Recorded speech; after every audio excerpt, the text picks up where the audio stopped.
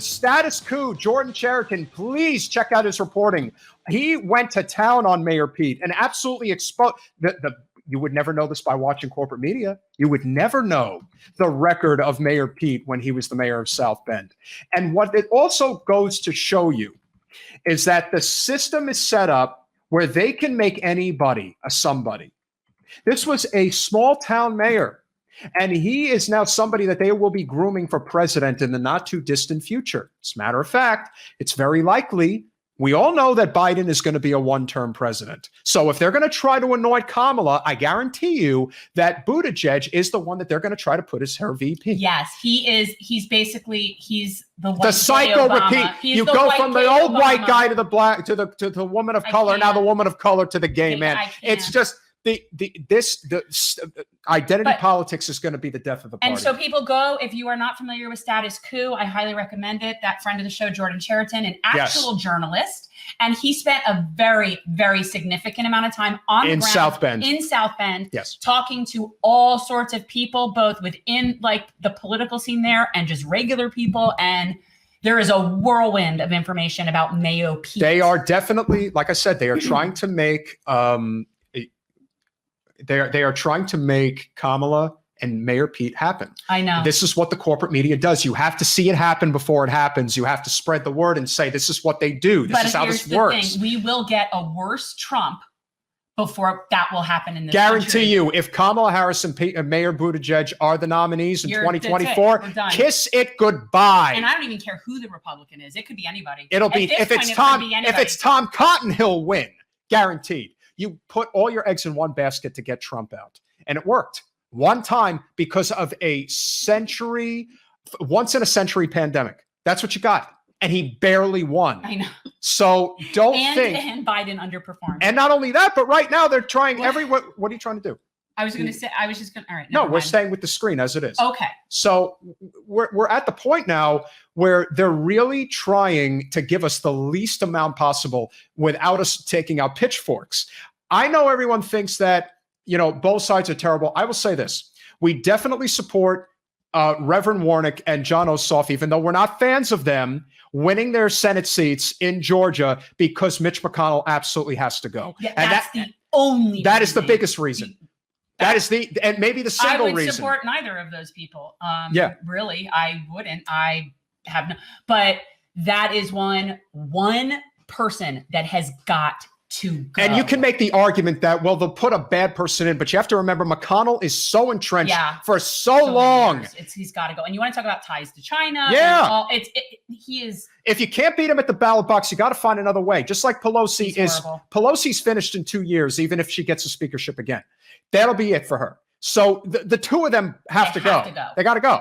And then Schumer, I mean, listen, I don't know. We'll get to AOC. I don't know what she's up to, but if she's thinking about primarying Schumer, it's probably not the worst idea in the world because he's got to go. And they all have to go. They really do. House cleaning absolutely needs to happen. Why is Bernie there? I'll tell you in a minute. Okay. So I don't like looking at Bernie in a mask. The one great pick that Biden has actually made with his cabinet was appointing Deb Haaland as Secretary of Interior.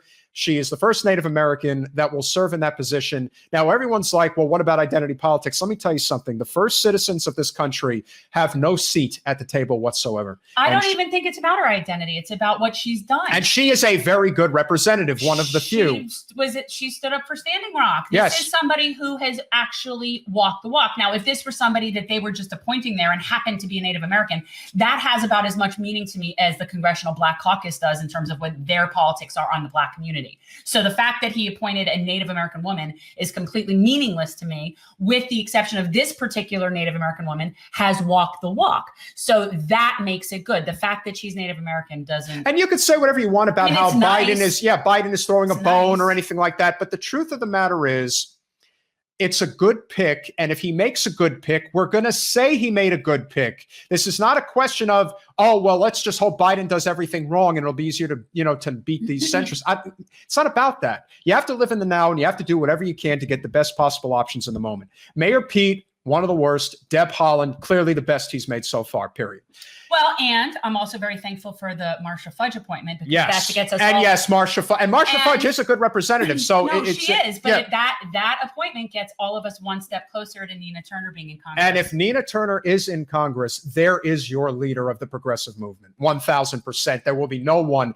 And to be honest, no, it scares me. The whole thing scares me. I was very nervous about the whole idea of her going. But you know what? Having her as the leader, even in the Democratic Party, is much more ideal than somebody like AOC. Not that we don't like AOC, but it's clear that she can't do this alone, that I don't want to say she needs a break, but she needs somebody to take the heat off of her. She needs a leader. She's not a leader. She's an activist. So, and she could be a leader. She could. I mean, first of all, she's very young. So this isn't like some sort of like judgment about her. No, she's been thrust in such a significant position. Yeah. And right now she is caught between doing the right thing, but potentially squashing whatever potential opportunities she may have as a leader of the movement going forward. And I very much sympathize with her. And yes, Jimmy Dore doesn't make it easier because he goes scorched earth. And that is a problem. It doesn't mean his idea is not good. We both agree it's good. But the problem is he does not know how to build coalitions. He is all about telling people the worst of what they are and never about the best of what they are. So I know we're kind of flipping around right now, but before we get to that, we just want to point out you have an independent senator and a Republican senator who are holding up the congressional delegation from going home from Christmas because they're fighting to give us stimulus checks. Not a single Democrat is doing this. So I don't want to hear nothing about how this is a party thing because it isn't. But Bernie's not a Democrat. That's what they always say. He's not the Democrat. I'll take it a step further. Do you really think if Claire McCaskill was still in the Senate that she'd be standing next to Bernie right now fighting to get us a surplus check? I don't think so. I don't. And let me tell you something. She's too busy licking boots over at, where's she at MSNBC? If Josh Hawley decides to run for president in 4 years, and they pass a surplus check right now, you better believe that that's going to carry significant weight in the Republican primary. It will. Because people remember things like this, people who are actually willing to buck orthodoxy. Anyone who stands up to Pelosi and anybody who stands up to McConnell is okay in my book. And kudos to them because people are desperate right now. 20 effing million people might be thrown out of their houses in a couple of weeks. I am not in that position. Jen is not in that position, but we know a lot of people that are. Yeah. And it ain't pretty. So if you are not suffering, try to put yourself in a situation where you will not have a home. In the winter, no less. It's not pretty. So kudos to Bernie. He doesn't fight nearly as hard as we want him to. But the fact that he is at least fighting is more than we could say about almost anybody that's in politics right now. It's true. And that is a great segue to the last point, which is this major issue that has come up now, which is, do you attempt to, light a fire under all of these elected officials' rear ends, particularly the squad and the progressive contingent within the Democratic Party, and force a floor vote on Medicare for all by withholding your vote for Nancy Pelosi as Speaker? I actually believe that this is a good idea. I think that people who are getting caught up in the notion that it's bad because it's Jimmy Dore who's bringing in the idea to the table, you really need to get out of your own way, because the reality is you don't have to pay attention to Jimmy Dore. It's not about him. You pay attention to the issue. People are desperate and are dying, and we are the only major developed country on earth that doesn't have an effing healthcare system that is universal. Only one. Am I allowed to say something? Go ahead. Because I actually have a slightly different kind of thought on this. It's like, I see the point of forcing a floor vote because you're going to see where people stand. I mean, obviously they know it's not going to go anywhere. You don't know that. Well, okay. But that aside, okay, this is my issue, is that we're still thinking really small. Can somebody please explain to me reasonably why there is no other option for Speaker of the House? Why is nobody who in there willing to do this and challenge this woman? See, this is my problem. The fact that the best we can do is withhold our inevitable vote for the only option we have to get a vote on something that may not even happen. Yes, I agree. We'd love to see where everyone stands on Medicare for all. I'd love to see that. Have a floor vote by all means. We can have a party for it. I'll do a live stream. But what I don't understand is why all we're willing to do is temporarily withhold our automatic support for Madam Speaker Mama Bear. And this is the kind of crap. Again, that's Mick resistance. Why is it assumed that why is she the only option? Why is that the only thing on the menu? Well, again, this is infuriating to me. She is the only option because the party is again, Pelosi is only going to be speaker for one more term. This is the end of the road for her. And I think a lot of people are just content to say, all right, let her have it, because the Democrats are going to get wiped out in 2022. Everyone knows they are. Well, if there's anything the Democrats are, it's content with mediocrity. Yeah. And then, of course, you're going to have the midterms in and then you'll have the election in 2024, and there will be a primary in the Democratic Party. So what I sure hope so, because if they're sticking up Kamala and Buttigieg, oh, it's coming. And let me tell you. Have at that, people. You know, the will of the people is what demands the change. And again, this is where I do think Jimmy is right. You basically have to grab them by the throat. There is no other way to do this. You can't be nice, because what you're trying to do is take down. It doesn't matter. Angry at me. No, I'm not angry at you. Just yelling. Don't tell me what to do, all right? The reality is we're in a situation where this country is beyond desperate, and there's no other way. You have to get people on the record. We already know Debbie Wasserman Schultz is not going to vote for this, but we know that there's a lot of other representatives out there who may be coming with the illusion that they're going to vote for it. Well, there's over 100 people in the Progressive Caucus. Where are they? Nobody is going to, even if they're not. Mark Pocan. He's the head of the Progressive Caucus. He's feckless. Well, the Progressive Caucus has over 100 people. Wouldn't they all be chanting for Medicare for all? Why does it require withholding a vote for somebody that you're inevitably giving your vote to? Yeah. Wake up. Why are we not demanding that our representatives demand a better speaker? Why are we that's why my problem is. It's all about the money, because very few elected officials at the federal level are not funded by corporate money. So when I see people sitting there and debating about, well, should we withhold the vote and force a vote on something that may or may not happen, whatever, you're asking all the wrong questions. What do you think is going to happen if you withhold the vote against Pelosi? The future belongs to us. It doesn't belong to them. People know the government is corrupt, and they're starting to figure out how to beat it. Take a stand. That's the point. People take a stand. Yeah. But it's so yes, I agree. They should withhold their votes for their inevitable vote to get the little vote on the floor. And do that. That's fun. And David Sirota, he brought up a very good point, which is, you have to negotiate like McConnell does. You don't just go there demanding a Medicare for all vote. You go there with 7 different things and say, I ain't moving on nothing until you give us this. But you know what? We had Bernie, who set the standard, which was ask for nothing and concede everything. Correct. And there's no mandate. There's no nothing.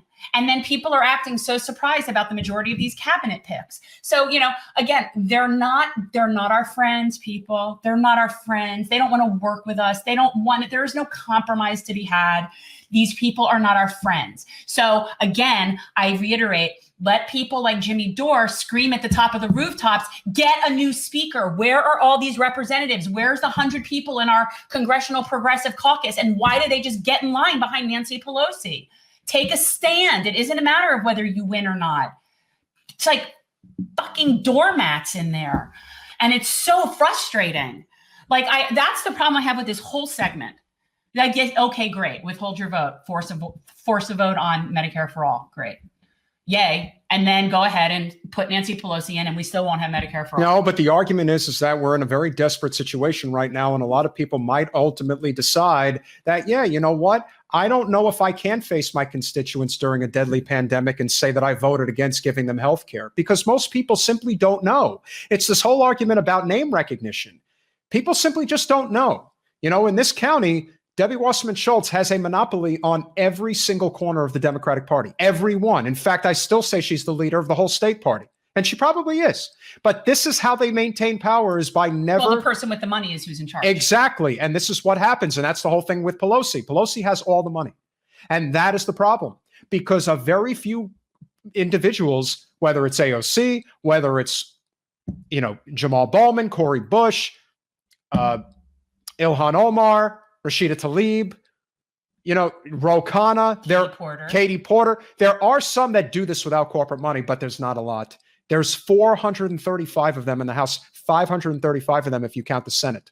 We're not even able to challenge the Senate yet. You probably could in small states, but even then, we can't. We tried that. Because the establishment has their hooks in this stuff for a very long time. And running a congressional race is outrageously expensive. It is. Running a statewide race is impossible. And for anybody out there who wants to do this, can do that without and anybody out there who wants to do this, let me tell you something. everyone who wants to run and believes they can and is willing to serve should absolutely run, but you must be strategic about it. If you are not strategic about it, you are wasting your talent and your value. Well, I think that people need to look at, I mean, we don't need to get down the strategy rabbit hole about that. Like, but yeah, I think that people need to be more cognizant of what they run for. Where is the need? These relationships within these communities are so much different than you would find in a lot of other places. And that in itself is a very big part of the process. Trust, familiarity. They say it's like the enemy that you know. Yeah, I know this person stinks, but I've known them for 30 years and I'm going to vote for them. And that's that. So building those relationships is everything. And in conclusion, Jimmy's got the right idea. He has the wrong execution. That's the difference. You have to be aggressive.